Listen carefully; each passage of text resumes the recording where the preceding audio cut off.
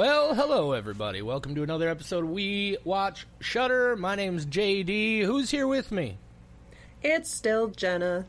It's Jenna. It's not Michelle. That's you're not even Jenna anymore. Your name is just the Not Michelle. Or maybe just Bizarro Michelle just not for the Michelle. DC folks. Right. It's not Michelle. It's sometimes not Michelle.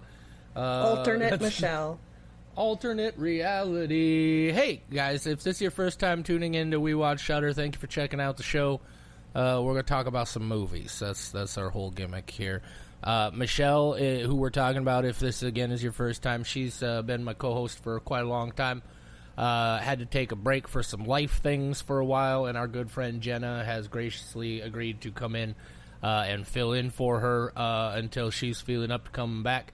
Or until she gets sick of my bullshit, whichever comes first. So, thank you once again for joining me, Jenna. Yeah, I'm always down to talk about some movies. Well, we'll see.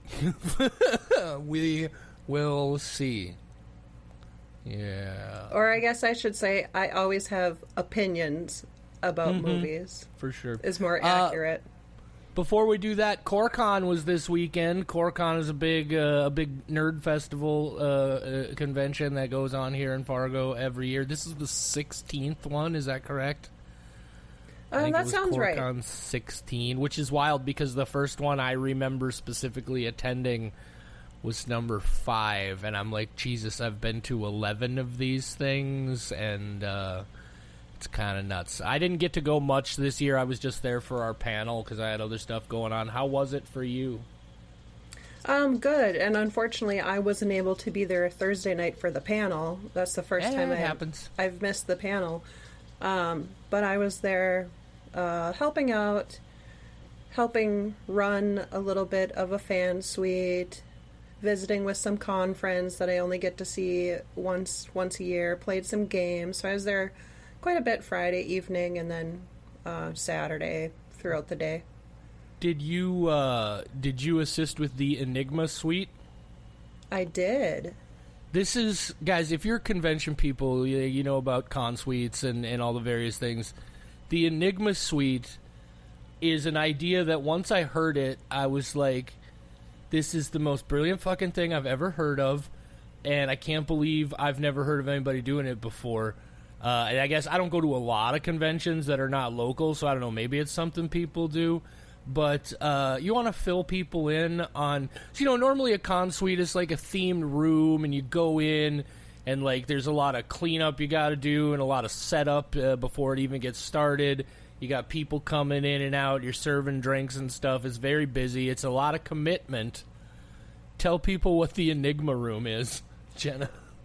Yeah, so the Enigma room, I'll give you a little backstory on it first. This was, Michelle was involved in this, and the host of the convention and myself and my sister and her husband were kind of discussing after CoreCon two-ish years ago, I think, we ran like a tavern fan suite, which was a lot of fun, and I was, dressed up as a tavern wench all weekend and made drinks for people and shared stories with people and was in like a fun character. Well, I was a tiefling, I guess, to be more specific, but it is a little socially exhausting to like keep up that level of energy the whole time, and then also you don't necessarily get to like play games with people and kind of check out the convention a little bit. Like you're kind of stuck in that room. It's a big commitment. Yeah, it is a big commitment. It's a lot of fun, but a big commitment. So we're like, oh man, if only there was a way that we could still like have a fan suite and play a part in that, because it's that interactive element of it that makes it so much fun.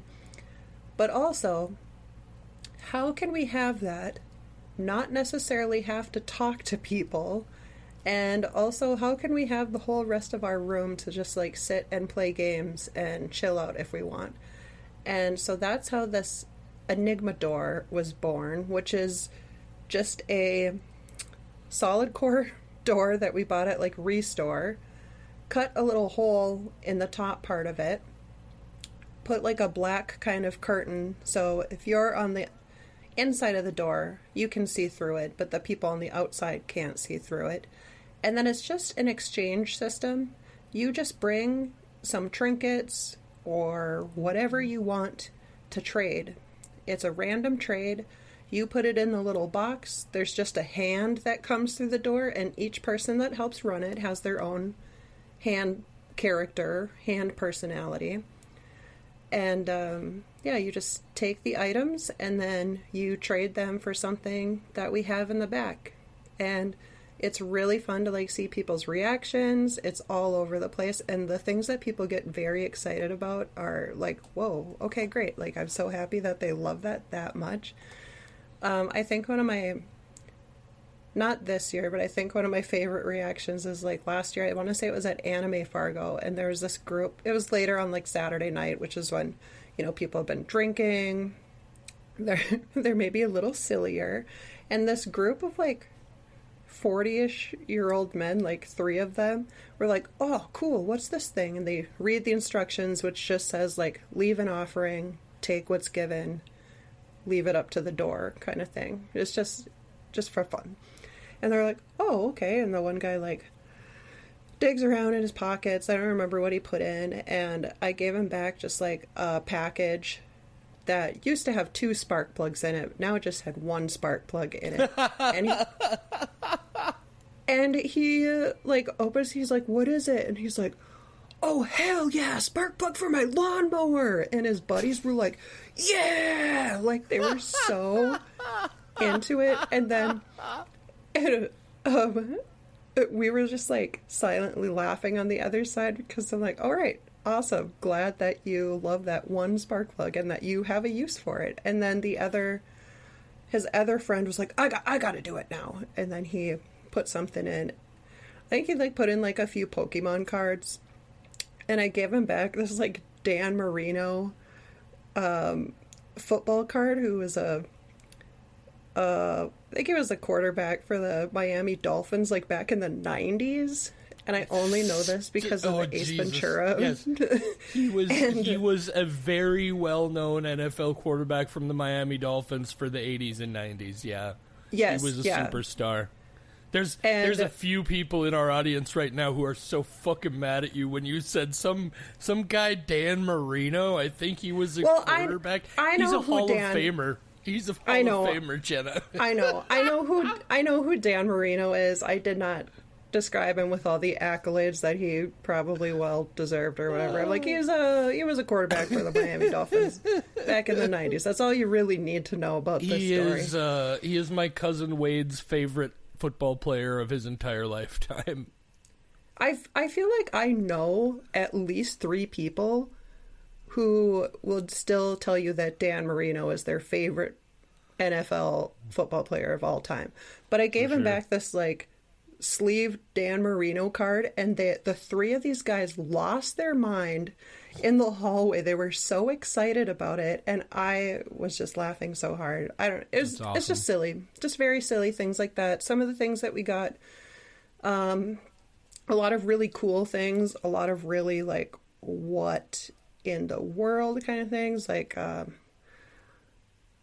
somebody brought in this like 100-foot hose to trade, which was annoying to get, but a lot of fun to give back out, because that person was so confused about what was happening. I was going to ask you, I had a couple of questions that came up. I don't spend a whole lot of time on this, but as long as we're in it, I was going to ask you if you ever just gave back out things that people gave you.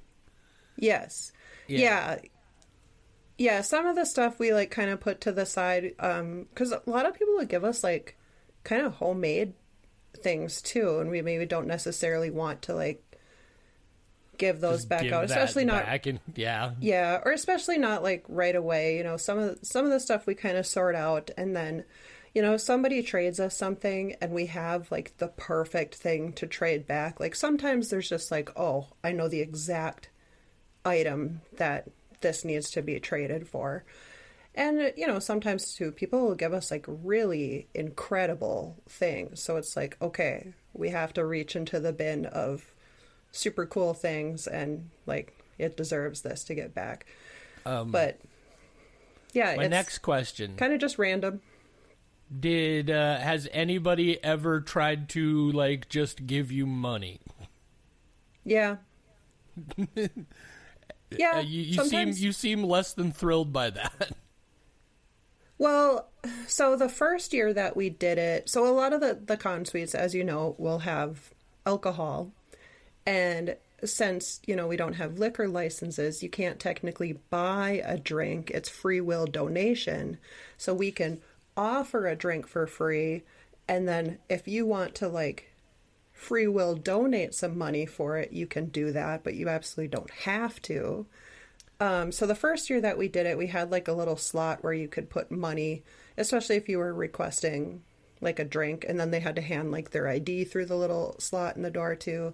But then we just decided that it took too much time, and all the other suites have fantastic drinks, so we decided not to do that. So I think some people still maybe get like a little confused, and they like give us money or like think they're gonna get a drink. They'll like slide like $3 through the slot. I'm like, all right, well, you're getting some stickers and a rubber duck back. I don't know what to tell you. Now, have you ever, and if not, this might be one you want to keep in your pocket just for funsies. Have you ever had somebody put something in the box, you bring it inside, write a note that just says, ew, no, and send the same thing back out to them? We have sent the same thing back out with no note. It's just like rejected. That's fabulous. I love it. Yeah. The last thing I'll say about it is that my favorite thing that people have given is that people will draw like fan art of the door, or they'll write like a poem about the door, or they draw fan art of the different hands that come through the door. So some of the people that you might see, there's one called the manager, and it's like a black and white striped sock puppet kind of with googly eyes and like a little top hat.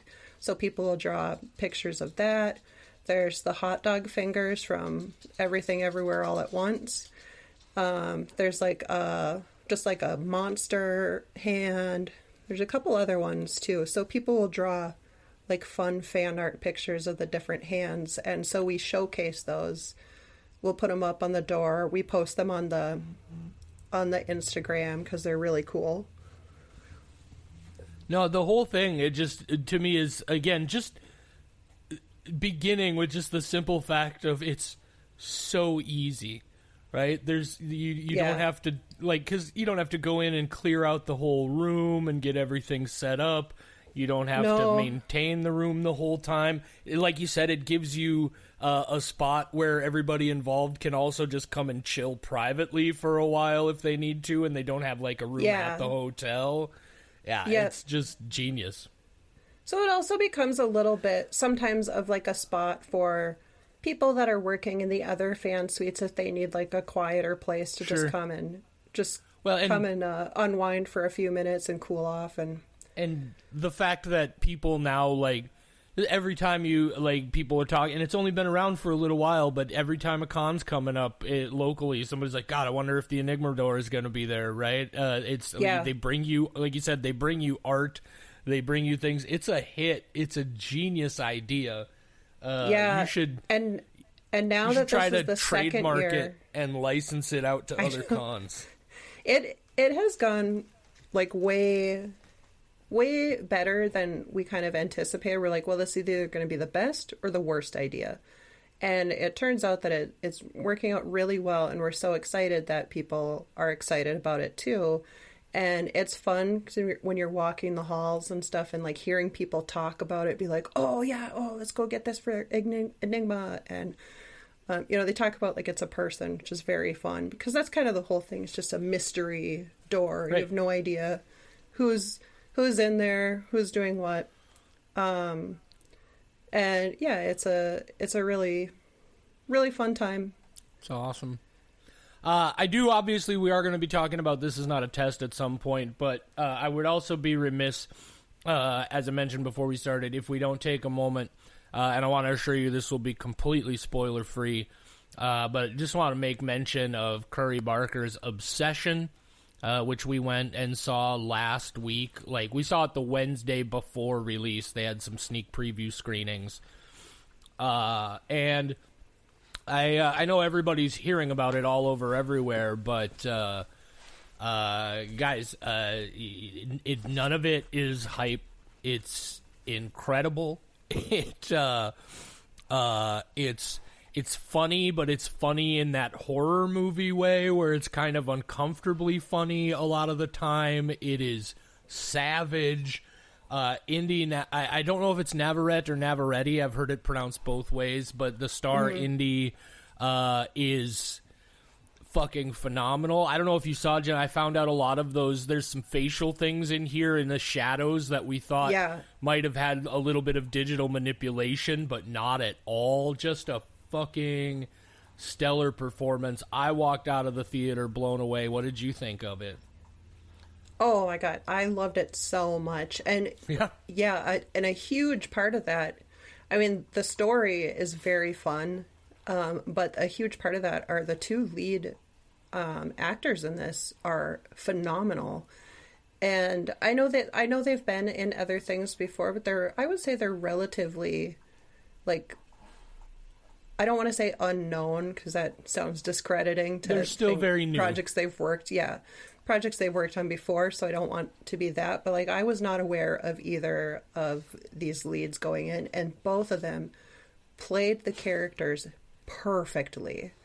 I mean, it was just it was so fun. I can't wait to watch it again, which I think it's coming to streaming soon, like very soon. Well, that's what I've heard. I guess what I've seen so far, and this is all just rumor and speculation, but I guess the plan initially was it was going to drop on streaming on June 2nd, a couple of weeks after its theatrical release, which is pretty common with a lot of these smaller theatrical release horror movies right now. You know, they're usually hitting the streaming 2 to 4 weeks later.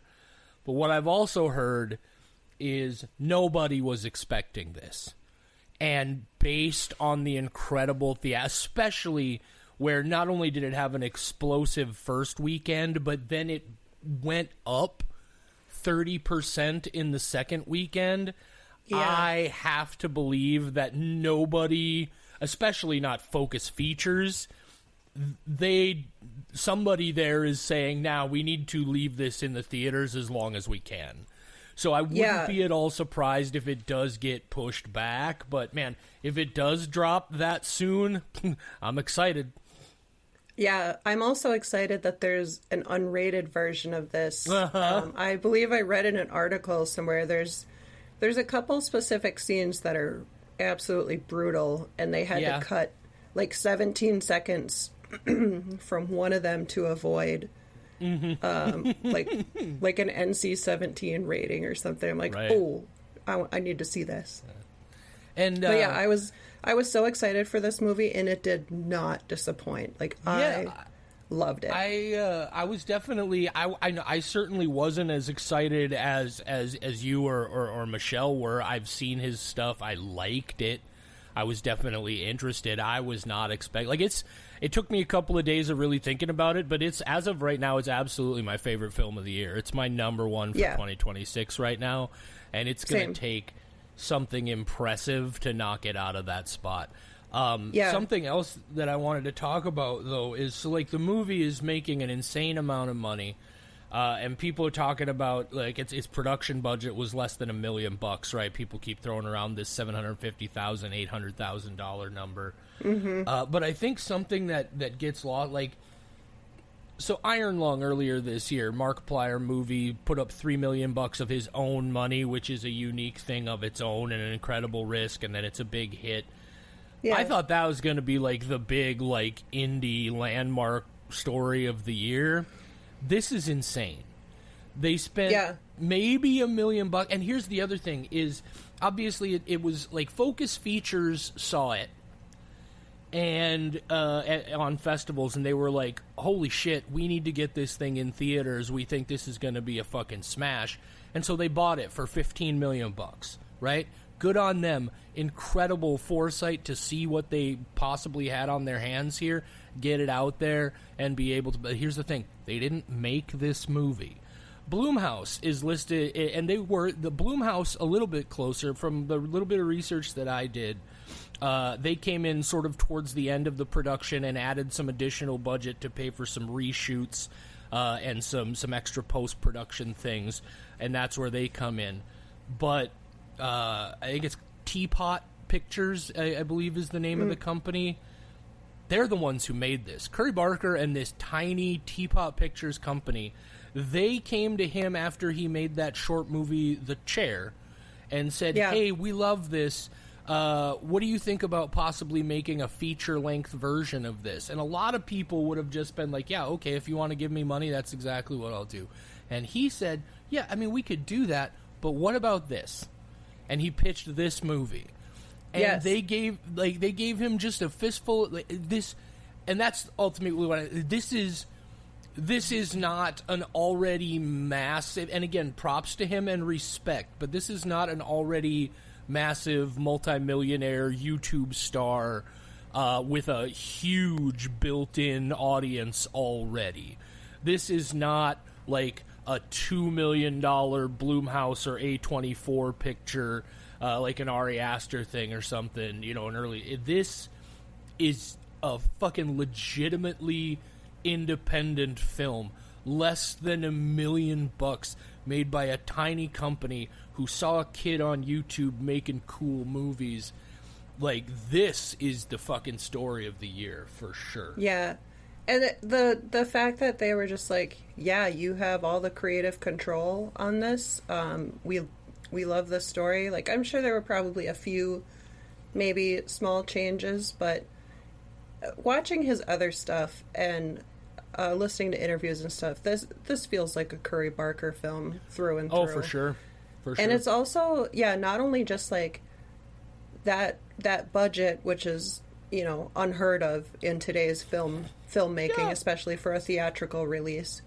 But between this, The Chair I liked, but I really enjoyed Milk and Cereal. That just went right on his YouTube channel. And which he made for $800, by the way. $800. Yes. And I believe it's right about an hour long. If you haven't seen it, go see it.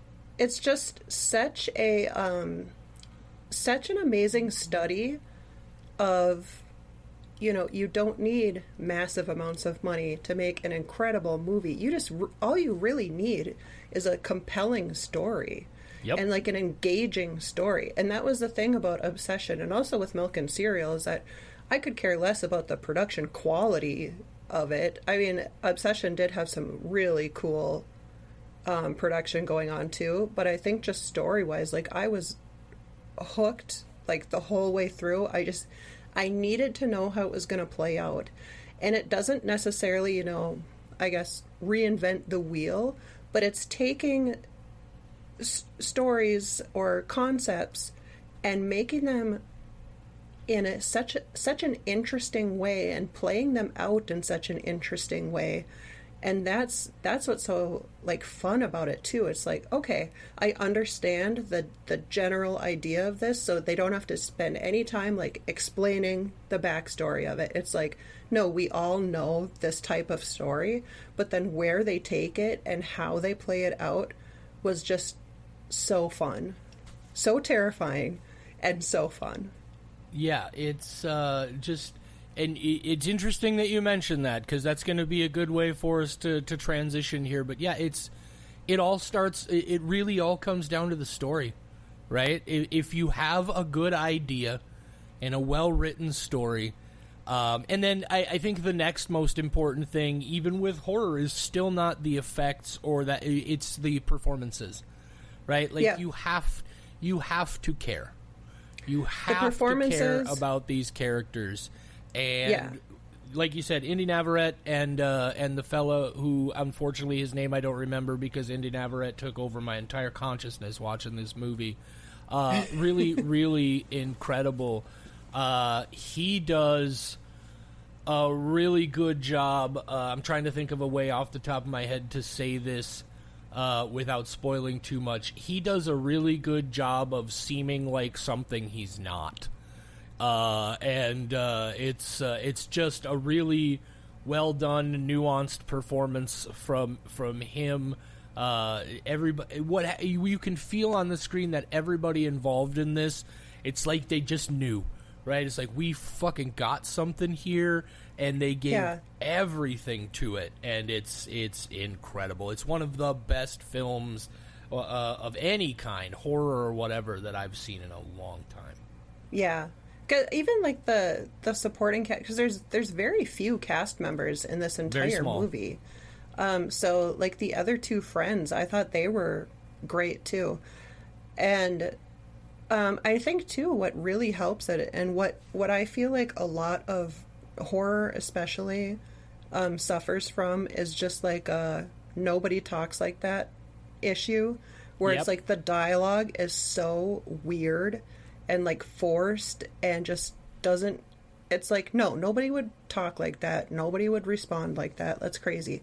I genuinely felt like watching this, it's like, hey, these are four friends, they've been friends for a while, they hang out, like they have a really good dynamic going on, and just the way that they talk to each other is like, yeah, people talk to their friends that way, I talk to my friends that way, you know, like it just felt good. It just felt good to watch, but also uncomfortable to watch. Naturalistic dialogue is one of the hardest things as a writer, I think, to pull off. It's one of the reasons that it became very, very clear to me that, like, I'm the kind of guy who I think could work on a team as, like, a story and concepts guy, but if you need me to write the screenplay, no, sir, I'm not your dude. You need me to break it down scene by scene, because I'm the guy who will just make it very procedural, step by step. Everything that's happening is very directly and obviously serving the plot through. Which you have to be able to do, but you have to then also be able to disguise it. Yeah, I enjoy doing some, like, just creative writing, just, like, some short story stuff.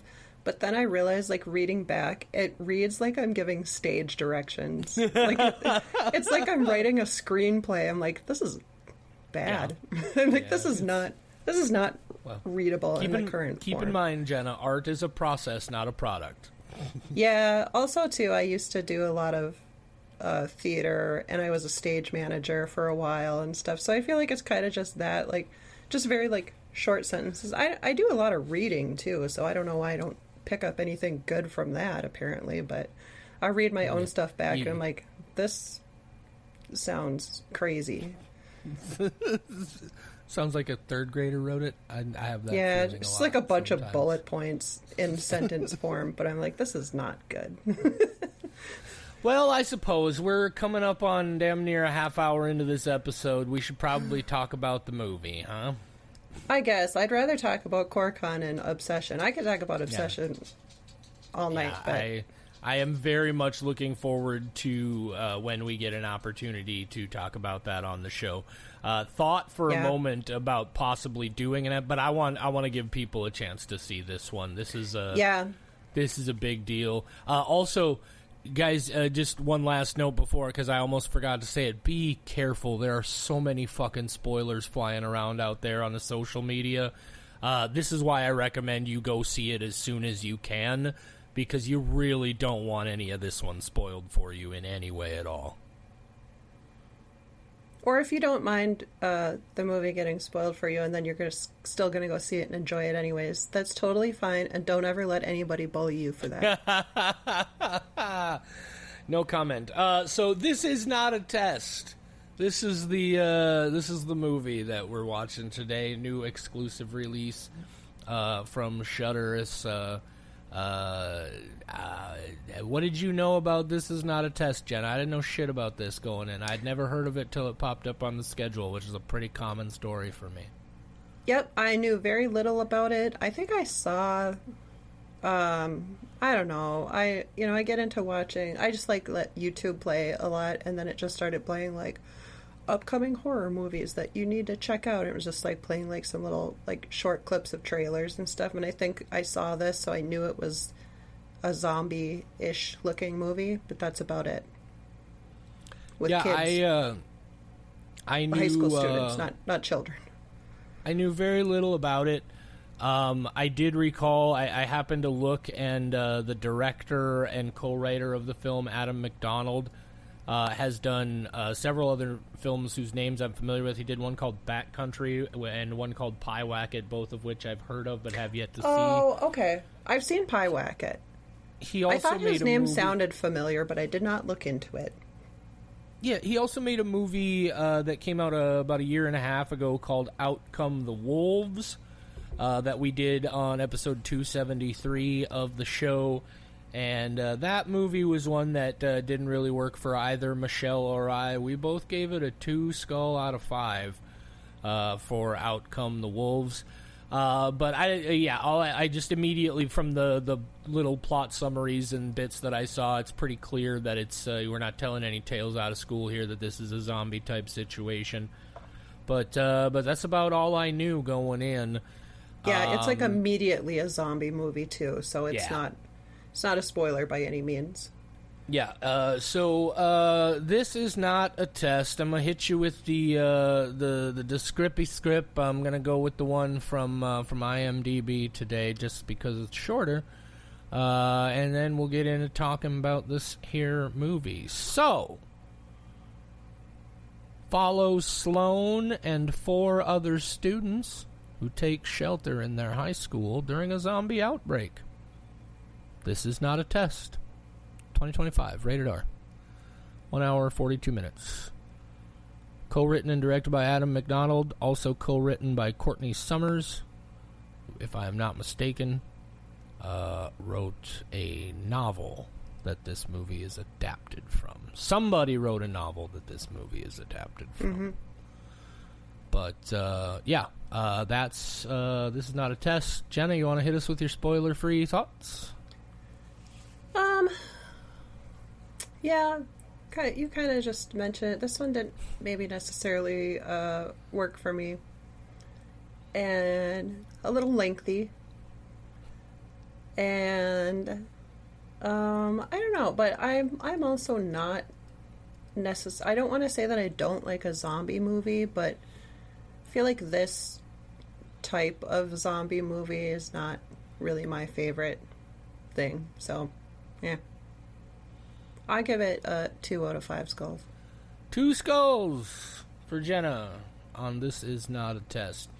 And I'm not much different. Like, hey, look, here's the first thing is, and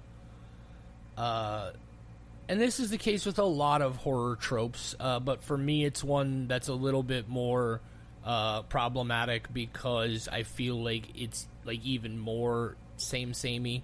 But zombie movies, I've seen so many of them, and a lot of the tropes, like so many of them, you know, it's that whole like, how are real people going to react under the stress of this situation, and you know, what kind of bad things are people going to do in the name of survival, and what kind of tragedy are they going to have to survive through.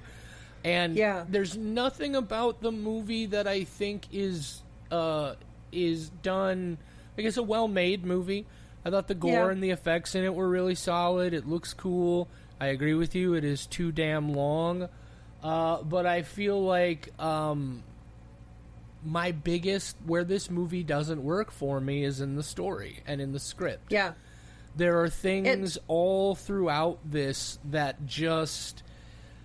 They're the kind of things that I just couldn't suspend disbelief on any further.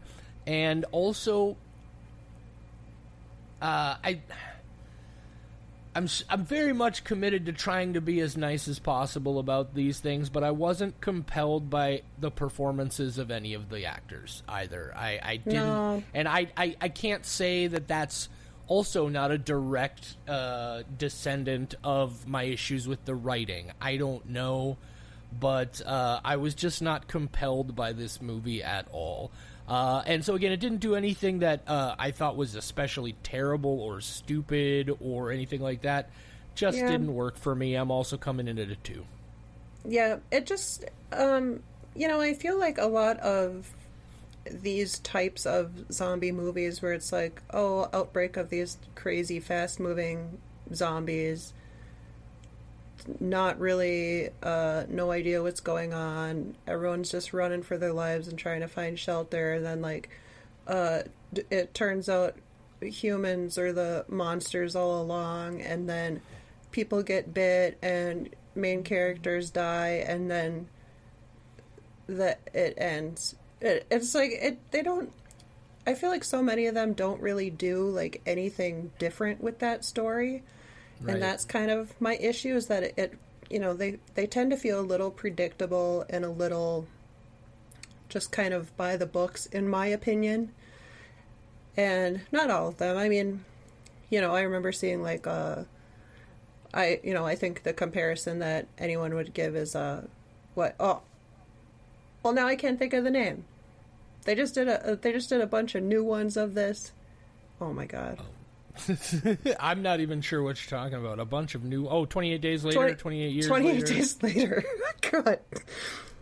Like, the first one that came out is like, oh, wow, scary. And that's kind of that. And then every movie of this nature, I think, that I've seen since then has been like, okay, well, we've seen this movie before.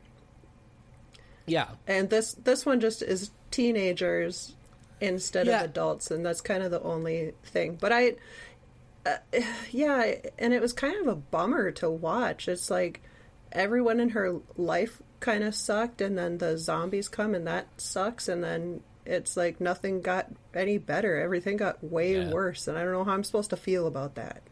Yeah. Well, I don't disagree with anything you said there. I think you're spot on. It definitely, I think in a lot of these cases, it almost seems like the entire concept is, okay, what if this, but teenagers in a school? What if this, but this kind of people, this demographic in this situation? But even that, I mean, Anna and the Apocalypse came out, 4 or 5 years ago? That's teenagers trapped in a school. I get it, it's a zombie musical, but it's still, like, it's I don't know. Yeah, I look at stories like this, and I genuinely wonder to myself, like, was there even any intent of bringing anything new and unique to this? And I just didn't feel like I got anything out of it. But yeah. All right, well, let's get into some spoiler territory here, talk about some specifics about why this thing didn't work for us. And, of course, normally we would start this with Michelle's TBI TLDR, a.k.a. her traumatic brain injury plot summary, where she does delightful things with tangents and plot specifics. I'm going to try to get through this one pretty quickly because I'm not nearly as entertaining as Michelle is, and I realized on the last couple I get just long-winded and ranty. So here, for those of you who aren't going to watch the movie, is plot summary for This Is Not a Test. So the movie opens, and there's a girl in a bathtub, and she's got a suicide note, and there's a box cutter knife on the edge of the bathtub, and it's pretty clear what she's got planned. And then all of a sudden, bang, bang, bang, somebody's downstairs and snaps her out of it, and she says something about her dad. And she goes downstairs, and it's the morning times, and Dad made breakfast and made toast, but he didn't take the butter out while the toast was toasting, so it's not soft, and that's not how her sister would do it. Oh, did I tell you she has a sister? Her sister ran off, apparently, or maybe died. We're not sure yet. She's not there. She gone. Mom gone. Dad, clearly abusive asshole. She just starts grabbing her by the face and, like, being a jerk, and it's just not a good situation for Sloane and her sister Lily, who left or maybe died or something. And so all of a sudden there's some people screaming outside, and Sloane's dad goes to see what up, and then he comes back in, he's got blood all over him, and he's freaking out, and Sloane goes outside to see what's going on, and oh shit, fast zombie outbreaks. Crazy people running around trying to eat other people, blood flying everywhere. And, of course, one zombie lady sees her and comes to the house to try and get her. And Sloane's dad stabs the zombie lady in the eye socket with a broken piece of mirror. And then Sloane just says, fuck you, Dad, I don't care what happens to you in the zombie outbreak, and good for her. And she just hightails it the fuck out of here. And she ends up running into a bunch of kids that she knows from her school while she's trying to get away from the zombies. And they run into some more kids, and and those kids' mom. And then they're trying to get someplace, and there's like this whole power dynamic. It's like, ooh, who's gonna be the leader of the team? Like, we've never seen that before. And then the mom dies because, of course, she does. And there's a whole big dramatic thing. One of the kids blames the other kid for I should probably have known their names. I probably would know their names if I had been connected to the movie in any way. But anyway, ultimately they end up deciding we're going to go hide out at the high school. So they get into school, they lock everything up, they're hanging out there, they find some snacks in the lunchroom or whatever, and everything seems somewhat okay. And then turns out there's somebody else in there with them, and it's one of their teachers, Mr. Baxter, who for whatever reason snuck up on Sloane in the middle of the night to try and touch her face, and they never explain it from there except that he's a creepy dude at one point. He says a creepy thing to her, and that goes nowhere. And then so they're like, oh, and it turns out that guy got bit, and apparently sometimes you can get bit and you don't die, you turn into a zombie, and then other times you do. And you can tell if you're going to turn into a zombie if your skin is cold. Never mind that we eventually learned that the skin only turned cold literally right before they died and transitioned into a zombie. So checking this guy to see if his skin was cold, but like minutes before that happened is clearly a false test. But, you know, whatever. And so they tell that guy he's got to go. And they send him packing, but he's like, oh, the least you could do is open the door for me. And one of them is like, yeah, okay, and walks right up to the guy who they think is a bad guy who's been bitten and get bitten. Oh, surprise. And then it turns into, they're like, is this guy going to be a bad guy? Is he not a bad guy? Maybe it turns out Mr. Baxter wasn't a bad guy after all, and everything he was saying was true. It's a whole chaos thing. Turns out the one kid and the daughter of the dead mom, they decide they're going to be fucking, and it's a whole bunch of things that I completely lost track of. I'll be totally honest with you, I was so disconnected. I was having second screen experience through much of this movie, and ultimately a bunch of folks die. Oh, tragic. The one kid kills himself because his mom died today, his dad died today, his sister died today. By the way, his sister died because he accidentally shot her in the belly while trying to get a zombie off of her. And so he kills himself. All this tragedy, all this shit. And somewhere along the line, all of a sudden, there's a cell phone here that apparently has been here the whole time. And they just never stopped to think about, never mentioned this girl especially because they go out of their way to tell you that this is like a late 90s, early 2000s thing. They show you a computer with a Y2K bug warning label on it. And let me ask you this, Jenna, as I'm finishing up so they find this phone. Turns out there's a text message from her sister. They get out of the school. There's only the two of them left, Sloane and this boy that she's fallen in love with in the middle of a zombie apocalypse for some reason. Clearly a fucking trauma bonding thing that she's going to regret for the rest of her life. And they go to the house, and Dad's dead, and Lily's there, but oh shit, now Lily's a zombie, and Sloane has to kill her own sister, who was the only reason she was trying to stay alive, and then they get in the car and they drive away. That's this movie. Yeah.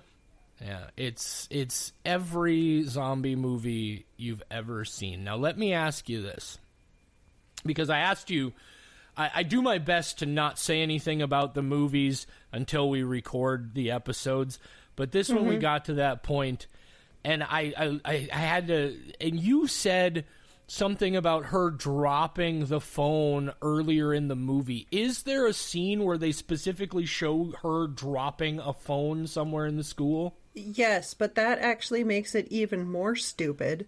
Right. Because when they first get into the school, she tries to, like, call her sister on her Nokia brick phone and gets the same... I had that exact phone right around that time. Yeah, I did too. I played Snake on it. It was awesome. Yeah! You had to buy units? Anyways. So she tries calling her sister and gets that same, like, warning that immediately they hear on the radio that's like, I don't know, stay where you are and help will come. So it's like you can't get through on any phones. And then the one of the guys like comes up like next to her and is like, hey, what's up? And she like freaks out and like drops her phone, and then they just run away. So she had her phone and just decided that it wasn't worth picking up because she couldn't get through. But then later, when they go to leave the school, which, by the way, they're deciding they're going to leave the school. And I'm like, where are we at in the movie? And I look, there's only 20 minutes left in the movie. And I'm like, oh, so we're going to get like nothing of them after they leave the school. Anyways. And yeah, she like goes out and she like throws the chair away from the door barricade, and then that phone just kind of like is in the hallway, and she's like, oh yeah, my phone. Let me tell you, one little last part to this rant is that she looks at it and there's a message from her sister, and then she shows those other two guys and she's like, hey, look at this message, and they're like, well, it's old. And I'm like, you've only been at the school for like 3 days, maybe 2 or 3 days. Also, why weren't any of them like, where did this phone come from? Like, everyone just forgot about the phone, and apparently you can still get through because she got that message from her sister, and they're just like, oh. Yeah, there's just so many little things about the phone. Like, again, I was so disconnected that when the phone reappears at the end, I'm like I initially thought, like, oh shit, she just found, like, because I thought what had happened is when she was like, because she throws that chair off that wall of barricade stuff and is tossing things around, and I thought what had happened is while she was tossing this stuff around, this phone had just fallen out of something that she was tossing and rolled over, and then she picks it up and there's a text message from her sister, and I realized, oh fuck, no, this is her. So then I'm like, wait, did this thing just like fly out of her pocket and she's had it this whole time and just has it? I didn't even remember the phone existed, but she knows it exists. She knows she can send. So like, she knows that, okay, maybe the phone calls are not working, but clearly she knows that she can send and receive text messages because she got a text message from her sister on her phone. So even if she was startled and dropped it, I'm supposed to believe at no point is she ever just like, oh shit, I should grab my phone just in case we're able to use it later. Exactly. She gets scared and drops it, and then they just leave it there and then forget completely about it. Yeah. And then when she finds it later and she's like, look, this message on my phone, and those other two guys are like, yeah, I don't know. And like, I would have been like, where did this phone, whose phone is this? Where did this phone come from? And why have we not been trying to do something with the phone? Yeah. So that element of it was a big, egregious part of the plot for me. I couldn't look past that. Again, and another small one, as I mentioned in the summary, is, let's talk about Mr. Baxter for a minute. There's that whole sequence where Sloane is sleeping on the gym floor. I thought it was some kind of weird dream sequence and was kind of trying to indicate something to us about perhaps some more significant abuse at the hands of her father. Because you just see this creepy hand reaching out to like almost like touch her forehead. And then they specifically take a moment to show us Mr. Baxter's hand later on to make sure we realize. And then, of course, she talks about it, mentioning it happening. And he has one line while he's sitting there eating his dinner where he says something about how, like, I don't know, something inappropriate about Sloane as an attractive teenager. Yeah, he says, like, oh, blah, blah, blah, like, even for a pretty girl like you, Sloane. Yeah. And she's like, ugh. And I was like, ugh. I'm like, and so, why? Like, and that's, like, that whole character, to me, could have been eliminated from this movie entirely. And there's 15 to 20 minutes that you don't need. Everything that character... And they also never address how he got into the school, because they're like, oh, how'd you get in here? And then she's But like, "You've been watching me sleep." And they do, I guess, because then they find out he was telling the truth. But then he gets back in or something. Anyways, yeah. How did he get back in? They're never like, wait, how did he get back in? You know, at no point there. But yeah, they clearly give him that line to like establish he's a real creepy guy, which was unnecessary. And then they do nothing with it. No, and then she's like, "You've been watching us sleep in the gym, and you tried to touch my face or whatever," and nobody like says anything. They're just like, kind of weird, I guess, but all right, we'll just move past that. And then they're like, "Yeah, but he was bitten, so let's just like get him out of here." And then he bites that other kid, and that's a whole thing.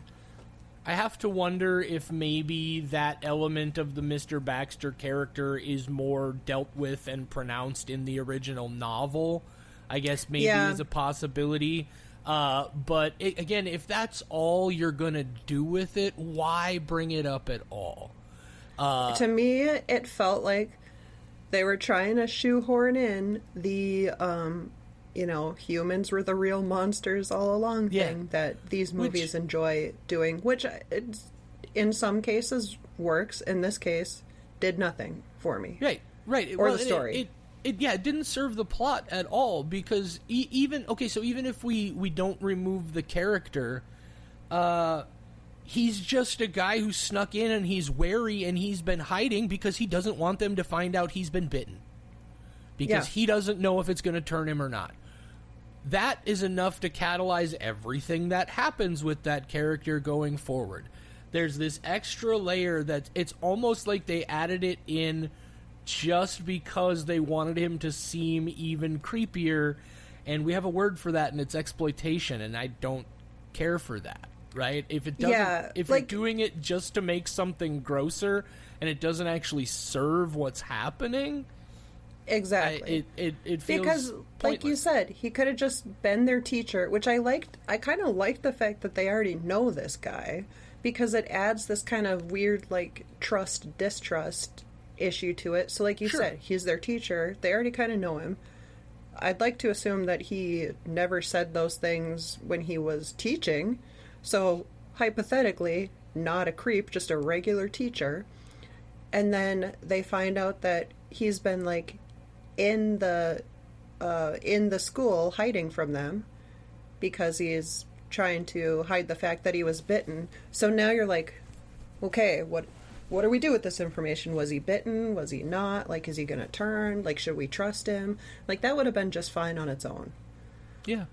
And then, of course, like I mentioned, that whole thing where, like okay, I get it. Your dad died or turned into one, and he's, like, explaining. He's like, no, they get cold if they're infected.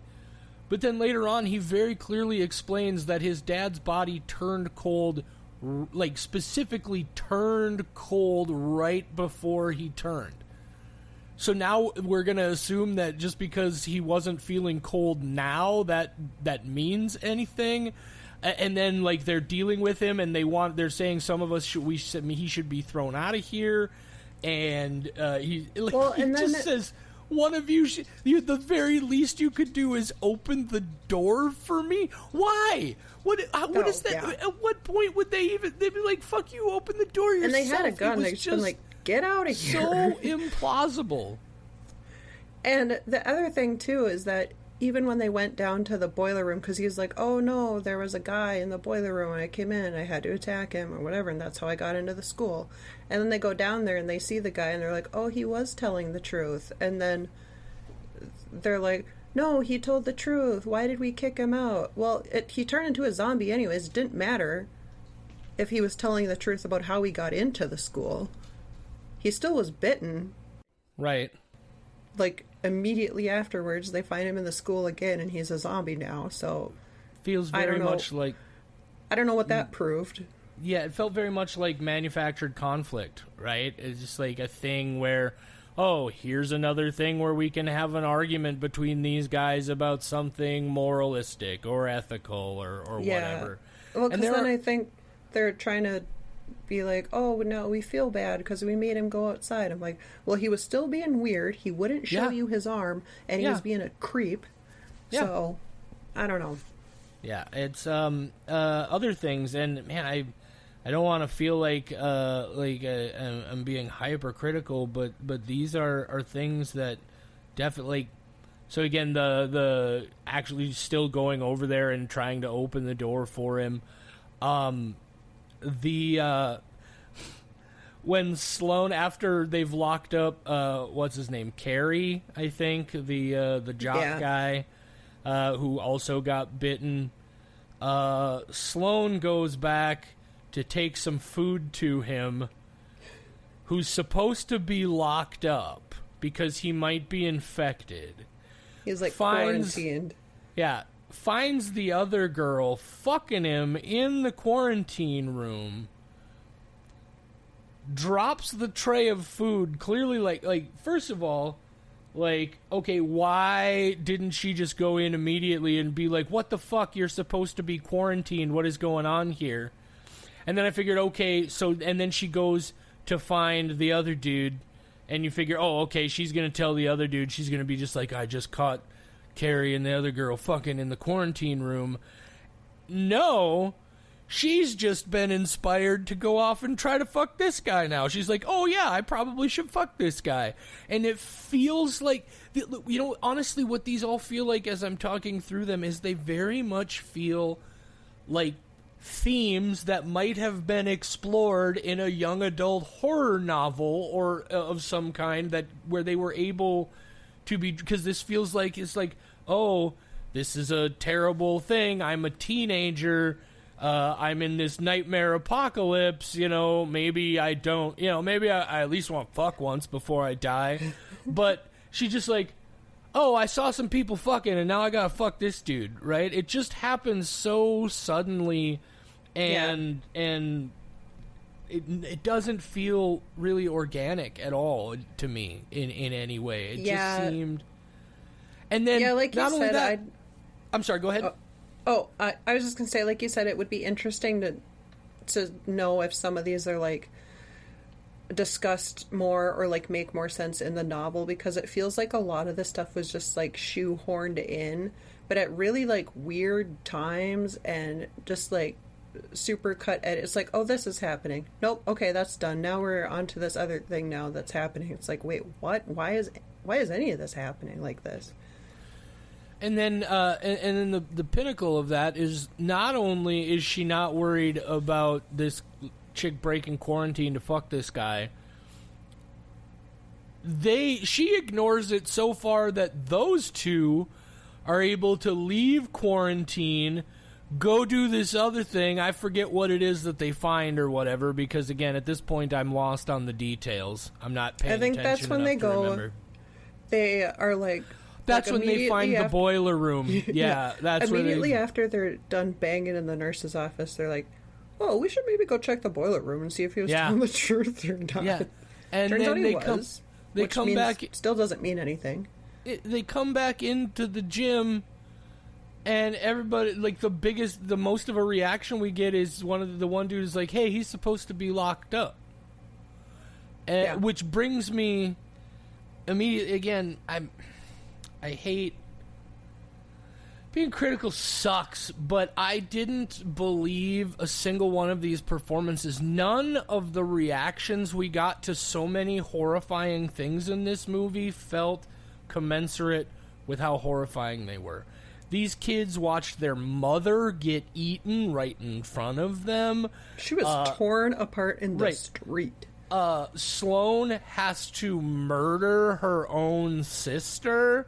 This guy shoots his own sister in the belly, and don't get me wrong, like, there are reactions, but everything felt so restrained. Like, this seems to me like a situation that nobody, the one zombie movie thing this doesn't do is very few, if any, of these characters legitimately crack under the pressure.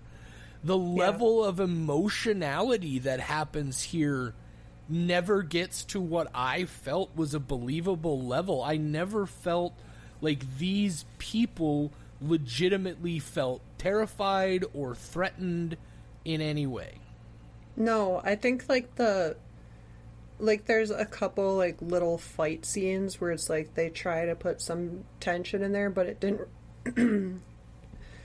it didn't really seem like much. It was just like some little outbursts of anger, and the only thing that we get is from the sister that gets shot in the belly. I think her name's Grace, but she... I think so. Yeah, Grace and Trace. I remember they rhyme names. Okay, so, that's what are they I was supposed to be twins? Did that get mentioned at any point? I wonder if... I don't think it gets mentioned, but at the very end of the movie, I was like, wait, this kid's name is Trace? And I'm like, and I heard it, what a weird... All right, anyway. So when Grace and Sloane are in the bathroom and they realize the showers work, so they're cleaning off and stuff, and then Sloane's just like, hey, sorry about your mom. And Grace is like, can you give me a minute? And like, that's it. I'm like, yeah. Okay, you're like 16, you just watched your mom get like dismembered by zombies this morning, and you're like, just give me a minute. And to me, it's not even really like a matter of the age, because I thought about that for a while, but it's like I would even expect adults to react far more severely than this. Here's something that seems like such a small thing, but for a movie like this where so many huge emotionally tragic things happen, there is nowhere near enough fucking screaming. No. Like, nobody is hysterical at any point. Not a single one of these characters is hysterical at any point whatsoever. Like you said, most of the time they barely even seem scared. Right. Yeah, and I don't buy that. I would, even adults, like I said, I would expect more emotional chaos. You know who else I hated in this movie? Not hated. That's a bad way to put it. I didn't hate anybody in this movie, but Mr. Baxter was pretty hate-worthy. Another character that I was like, come on, man, is the dad. Aside, I mean, obviously he's a piece of shit because he's abusive, but even aside from that, his dialogue was awful. His dialogue delivery, awful. I did really appreciate with that character that they went out of their way for all of the really aggressive violence to just be like sound effects off camera. You see him grab Sloane's face at one point, and I believe at one point you see him kind of push Lily a little bit. But anytime the implication is that somebody's being hit or struck, I like that they had the sense to not show us that. Yeah, that if they were going to do like that, the abuse kind of plot of that, I'm glad that it wasn't really shown. Like there was like, you hear like a slap off screen, and then he throws her down the stairs, but we don't see that. We just hear a scuffle in the hallway and then see her at the bottom. Right. And again, the more I sit here talking about it, I'm kind of curious now to like maybe check out this book, because even that seems like something that might have been a much stronger theme in a novel type of setting where we have more room to explore those things in the context of what's going on. And I wonder if maybe that's what happened here, is maybe they just tried, as an adaptation, they tried to bring too many elements of the book over into the movie, and as such, all of them kind of got short-shrifted. Because that's really what a lot of this stuff feels like, is a lot of, like, introduced concepts that then never really get explored. Yeah, exactly. So. And also, too, I guess, because kind of the whole thing is that, I guess Sloane's life is awful, because right after her sister gets thrown down the stairs, she's like, I'm never coming back, and then she runs out of the house, and then Sloane is like, don't leave me. and because she wants to go with her sister, but her sister's older and moving away, and she doesn't want to stay in this house with her dad, obviously. So, like, Sloane's life is pretty awful. And then, like, her whole thing is reuniting with her sister. But we really don't get a lot of, like, emotion there, like, relationship building there either. And then she finds her sister at the end. That's her whole, like, goal in this, like, her only, like, driving force. And then has to kill her own sister, and then the movie kind of just ends. Yeah. Like, you're telling me at the very least, like, she doesn't drive that crowbar through her sister's fucking forehead and not immediately collapse into hysterics over the fact that she just had to murder the most important person in her entire life, who was the whole reason she was trying to get through this situation to begin with. She just kind of kills her and then gets up and walks away. Are you serious? It's so... Yeah. I'm sorry. It's unbelievable. Because then she goes to the car and she pulls out the birthday card that her sister had given her, and we see, like, a little glimpse of it, and her sister's like, "You're strong. You can get through anything." And then it's like... One day at a time. Is this supposed to be, like, an uplifting ending? What is that? Because I don't think that's what her sister meant. Right. Yeah. So, and so that's ultimately, and that's why, man, I have trouble with, like, actual book reading these days anymore because of focus issues, but I might try to find this in, like, a book on tape, because now I'm genuinely curious, because every little element of this feels like, and I wonder if that's what it is, if they just tried to do too much with everything that was going on here. Again, a noble effort, I think, is, really, really well made. It's an excellently produced film. It looks great. It did look really good. Really, really solid. But the gore, really good. But every time something would get introduced, I'm like, okay, we're going to move the story along, and then that doesn't go anywhere, and then something else gets introduced. So I was irritated, and then I was like, okay, they're at, like, her home now. Like, she's gonna at least find her sister, because her sister didn't leave her like she was scared. And then no, it's the worst possible ending. And so I'm like, okay, I thought maybe it's gonna be at least, like, kind of a slow burn towards something, because it did have a pretty long runtime too for what was happening. And no, I just don't know how I'm supposed to feel after watching this. It was a real bummer, actually. I had to watch some dropout TV after this, because I'm sad now. Yeah, and I don't, I'm not opposed to a bleak ending. I feel like needs to be earned. Yeah. And sometimes I will seek out a movie that's going to ruin the rest of my day. Oh, yeah. It was one of my problems, actually, with... I won't say the name here, but there's another zombie film that I saw where it does end rather bleakly, but it felt so out of tone with the rest of the movie. Bleak endings take work. Like, it's really hard to make that work well. And yeah, I'm not. I also I haven't looked into it, but I wonder. I'm going to look right now. I wonder if maybe this book has a sequel, and maybe there's some, because, like, they're going off to whatever. Oh, and another thing that they introduced. This is what I love, the random things. There's that whole scene where they're trying to, initially when they first run into Trace and Grace and their mom, they go to, like, try to go to that one facility, but there's already military there, and they start, like, shooting at people. I'm like, oh shit, is this gonna turn into a thing? And then it's never a thing. It's just this brief little moment, and then it's never a thing. And they never explain anything about the outbreak. It kind of just, like, happens, and half the city is zombies now, and that's fine. I don't need to know, like, a whole backstory on it, but we get, like, zero information. And yeah, like you said, the morning that this happens, because Grace, like, runs out of her house and then runs into these kids, and then they find Grace and Trace, and then go to the community center or whatever, and there's military there, and people are already getting shot. I'm like, what is going on? Here's what I found out. So the movie was published the book rather was published in 2012.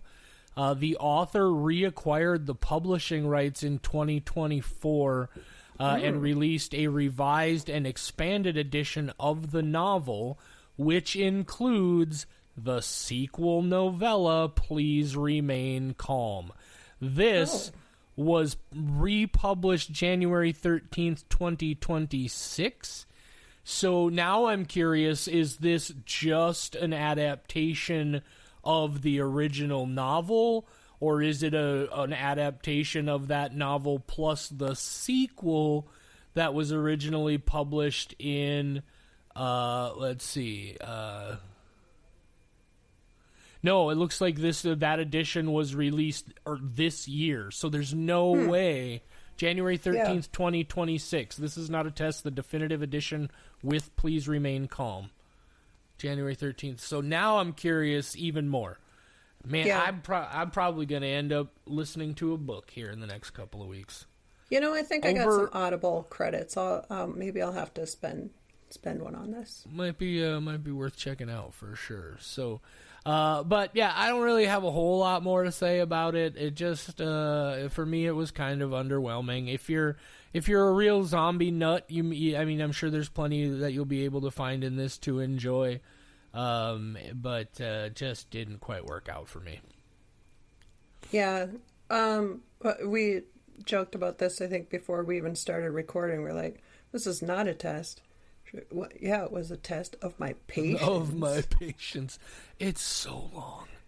Guys, hour 42 is ridiculous. And there's the kind of just like nothing happening. And we're kind of focused on the kids, but like they're not really doing much. I would have rather we shifted the focus more to like zombies, at least. Something happening. Yeah, for sure. Absolutely. But yeah, it's, you win some, you lose some. It is what it is.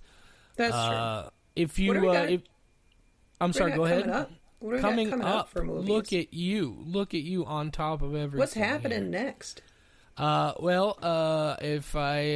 is funny because I always do this to Michelle because I know she's not going to be ready for it, and then you just did it to me and I wasn't ready for it. Ha ha ha. Smothered is the name of the film next week. Another one that I don't know a damn thing about. Okay. So that should be a good time. Also, I almost forgot, but they have released the June schedule. Ooh. And it's got some really cool drops in it. Let me just pull it up right here. So, first weekend in June, premiering Friday, June 5th, as a Shudder exclusive, we're getting The Ice Tower, which is written and directed by Lucille Hadzihalovic. I apologize for butchering that name. Anyway, this is a movie that Yellow Veil Pictures released. We were actually going to bring this to Fargo and do a theatrical screening of it last October before everything got chaotic with my mom. But I'm looking forward to that. Very horror adjacent, that one. It's more kind of a like dark fairy tale, ethereal sort of thing. It's not going to be for everybody, but for the people who it is for, you're going to fucking love it.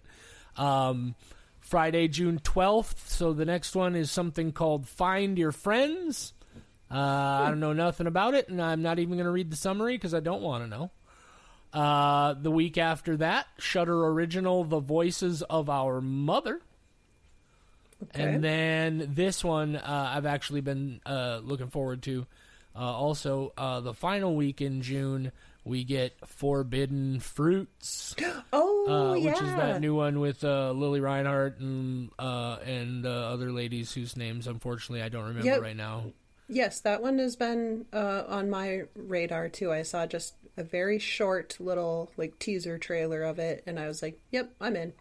For sure. So lots of good stuff coming up.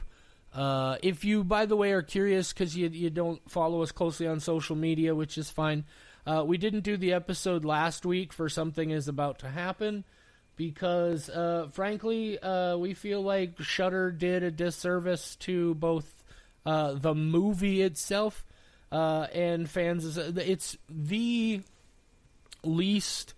There's nothing even remotely horror film about it. Is kind of where it all comes down to. I don't know where anybody got the idea that marketing this as a horror film or even a remotely horror adjacent film, it's not even, at least in my interpretation, I feel like it wasn't even trying to be suspenseful. No. And I'm sorry, go ahead. Oh, I just said no. Oh. Yeah, no, I agree. It did not feel like it was trying to be suspenseful or a thriller or anything. We both decided that it was very much not even adjacent to horror, which is unfortunate to the movie itself too, because I feel like a lot of people probably watched it and were disappointed. Yes, which is going to give it negative reaction overall in general, and people aren't going to dig deeper to find out why. They're just going to be like, oh, a bunch of horror nerds didn't like this movie that's on a horror service. It must be a bad horror movie, when it's not even trying to be. It's not a horror movie at all. And that's the thing is, I actually thought it was an alright movie. It's not really my kind of thing, but I didn't hate it. I thought it was a really solid movie. Yeah, it wasn't bad. It was kind of, there was definitely some interesting parts, and I think the parts that I maybe didn't connect with as much is because it's a foreign film, and I think there was maybe some translation kind of issues that weren't, really connecting as well. Sure. And it's just kind of a different style than I typically enjoy. But the story itself was interesting. It's just, I kept being like, oh, something's about to happen, and then like nothing happened. Well, something happened, but it was not the most important thing being, like, the movie is described, even the way Shudder describes it on their website, makes it seem like it's going to be this movie about like a mysterious disappearance, and that's not it at all. Not at all. No, he doesn't disappear. It's not even, they're not even trying to make, it's not even like they tried to tell that story and I just don't think they got it. They're not even trying to tell that story. The story that they made it sound like it was going to be is extremely misleading, because that's not really at all what happens. They say she becomes a cab driver to try and solve this situation. There's nothing to solve. Nothing to solve, and she's already become the cab driver before she ever meets the guy. And she's not even, she's not a cab driver to try and find him, and she's not really doing anything to, like, try and find him. She just kind of hangs out in town, and, like, maybe one day he'll get in her cab, maybe he won't. She's not, like, actively stalking him or anything either. And side note, like, guys, this is not spoilery stuff for this movie. It's just the way they've described this, it feels almost like they're intentionally trying to spin it as something it's not, or somebody just saw this movie way fucking differently than I did. The only, like, suspense that I personally felt from it is that it was dropped by Shudder, and it said it was a thriller, and it's titled Something is About to Happen, so I kept waiting, and it's also like a 2-hour movie. Yes. So it's very long, and so the suspense was me thinking it was a different movie because that's how it was marketed and where it was placed. If it were on any other platform, I think it would probably, do just fine. I probably would have given it a 2 skulls, which is exactly the amount of dicks that you see in that movie also. It is, well, I mean, it's Spanish, so, I mean, Europeans they're way, way more okay with dicks just being out there. Yeah. I mean, I'm sure they still don't want you to just, like, send them random dick pics. That's still a thing, but, like, oh, here's a movie where there's a guy in the shower, and of course he's naked, and he turns to talk to you, and there just happens to be side pipe. It's whatever. Yeah. It's just kind of one of those things where it's like, oh yeah, that's right. This is a foreign film. Have you ever seen a movie that is available on Shudder called Violation? Yeah. There's There's some pipe in that movie too that I was not expecting. Yeah, I just don't like being surprised by pipe. I don't. Penises should never be a surprise. You're absolutely right. They should never, ever, ever be a surprise. A movie on my phone, in an alley somewhere. I will just take don't that ever back. really want to be surprised by one. If you have a specific agreement with another person who's like, I think it would be funny if just every now and then I just randomly turned a corner and, oh, there's your dick. Okay, if you have that sort of laid out, obviously consenting adults are consenting adults, but otherwise penises should never be a surprise. That's a t-shirt. Yeah. Penises should never be a surprise. Yeah, just me personally, I live alone, so if anyone was like in Ha-ha! Surprise dick! Yeah. Would be weird. If you have like a partner, that shit would probably be pretty funny, but just where I'm at in my life right now, I do not want to be surprised by one. No. You could tell this podcast has gone completely off the rails because I just shouted "surprise dick," which out of context is going to be great. But oh shit, we're at 82 minutes on this thing. We should probably let these people go, huh? All right, let's wrap it up. Like Pharaoh, let my people go. I don't know what that is. You don't know about Moses demanding that Pharaoh release the Oh, people of yeah, Israel? I do vaguely remember that, yes. You vaguely remember it like you were there? Yeah. Oh, now that you mention it, I do recall. I mean, it's been a while, so it's easy to understand how it might slip your mind occasionally. Yeah. Well, it was a very profound moment in my life. I can't believe I forgot about that. All right, say goodnight, Jenna. Good night, Jenna.